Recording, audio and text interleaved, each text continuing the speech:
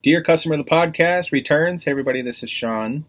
Some of you will recall a year ago or so, we had a short season of the podcast. I got a lot of feedback from that, and it seemed people really enjoy the loss prevention stories and some of the fiction stories. So we're going to lean into that this season. I also wanted to try to figure out a way to cheer everybody up.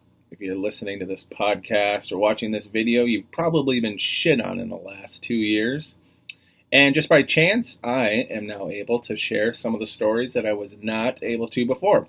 So one of the segments I think you're really going to like is loss prevention versus YouTubers and kind of what happens behind the scenes when the stores can get a little bit of justice, a little karma for Dear Customer.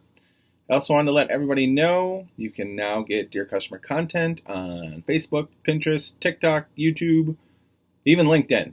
So I hope you'll listen. Thank you, and have a wonderful rest of your day.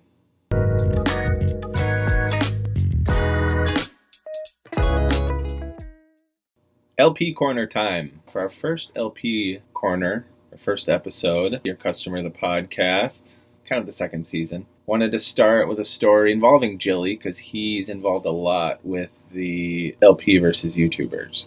So at our store, this was in the spring, we do not have a lawn and garden area attached to the building, like a Walmart has building with doors and registers. What our store does is in the spring, they want to sell flowers and dirt and all that good stuff. They build a big tent in the parking lot. So again, the spring before that we got there, before the big tent, which has a lock and stuff could everything would be guarded, they dropped off a bunch of stuff and somebody stole it all during the night. Mostly they stole big patches of dirt. The store manager, who didn't really care that they stole the dirt because it's not that expensive, had to deal with millions of customers not being able to find dirt and continually to complain to him. So it was like on his radar. And if you haven't worked in retail, you might be like, well, why don't people just go get dirt somewhere else? I don't fucking know. They only know how to get dirt from us. So he asked Jilly and I to hang out overnight and deter theft in the parking lot it was going to be for 2 nights because they could not get the tent built before a bunch of plants and stuff showed up. And he didn't want to lose all of it. I was like, fuck no. I have no interest in sitting in a parking lot overnight in the dark. Jilly begged and begged us. And so we started bargaining. We got our normal pay, and he also gave us both $100 cash, and he also bought us all the snacks and everything that we needed for the night. So I was like, all right, I would have done it for the $100 cash, and he included all the snacks, coffee, whatever we wanted. So we're in. We're going to do it. We decided, at first we decided, let's talk about overnights. Overnights are bad, especially if you don't work in overnight all the time. So if you every night work 10 p.m. to 6 a.m., you get in a normal routine pretty much. We did not normally work overnights, and that's when they're the worst, when you have to stay up all day. You try to nap. I can't nap more than 20 minutes. So you're super tired, and as the night goes on, you get worse and worse and worse. So if you have a home office or district managers who are like, oh, we'll get all this done, just have some people working overnight. It doesn't work like that. Because as the night go on, you get dumber and dumber and dumber. So you're getting more tired. I remember doing a loss prevention project where we were moving a camera, and it took like a week to do. And really by 3 a.m, we were worthless. I remember not being able to get this camera to turn on and turn on. We tried everything. Came back the next day, we hadn't plugged it in. It was that simple. Like we none of us could figure out that it wasn't plugged in. So that gives you an idea of overnights. Like they suck. That you just get giddy and weird and tired and you're not used to it. So now we're going to be doing overnight in a dark parking lot. So where they had partially left some of what was going to be this big tent for all of the plants and stuff. So we had like a kind of like a place to sit, and it was in the spring, so it's still reasonably nice out. At first, the first night we get there, we got all of our Mountain Dews and coffees, and Jilly's all excited.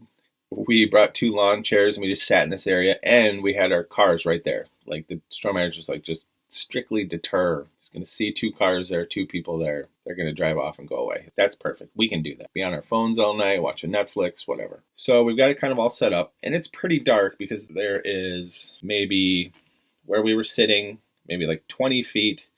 There's a light that goes off at around midnight. We could not get the home office, who's in charge of this, to have it go on the whole night. So that would go off around midnight, be completely dark out there. There was another light kind of like a city light that kind of shone on us, but not really. So it was pretty dark where we were. We had our phones and flashlights, and so we're hanging out. And where we're sitting in the parking lot inside, we can see anybody who's driving in or driving out. And we had a couple times people drove by real slowly. We had one time where 2 cars came into the parking lot and met. Some sort of, I don't know what, drug deal? I don't know what else, why 2 cars would meet in the middle of the night. But at some point, we're like, let's move our cars. Like, let's move our cars and see if anybody comes up here. Because it was, at that point, 2 a.m. and we were delirious. I had not slept since the night before. I don't know if Jilly ever sleeps. So we move our cars behind the store one by one, and then we wait. We're waiting in the dark, and a truck, pulls into the parking lot. And this is about like 3 a.m. Drives slowly around, kind of looking around, pulls right up, and I'm like, here we go. This is something. And I was just like, let's just see what they do. So Jilly is kind of like hiding behind me, and I'm just standing there. Car gets out, woman gets out of the car. Truck stops right up front, has the headlights shined on kind of all this stuff. So there's like pallets of dirt, a bunch of like starter plants, just kind of like if you garden-y stuff that won't die and if it's outside. And she walks up and starts like shopping. Rush, she doesn't hurry. She's just like picking up a few things here or there, kind of looking at stuff. And so I decide like right then just to like,